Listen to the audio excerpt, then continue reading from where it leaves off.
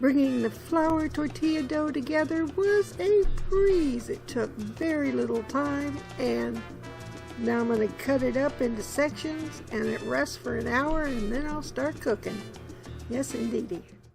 So I use 3 cups of flour. I use about a 1/4 cup of shortening, half a teaspoon of salt, half a teaspoon of baking powder, 1 cup of warm water, or a little less. It all depends on how much hydration the flour will need. Now I will divide it into equal parts, let it sit for an hour, and it's ready to roll out and make flour tortillas.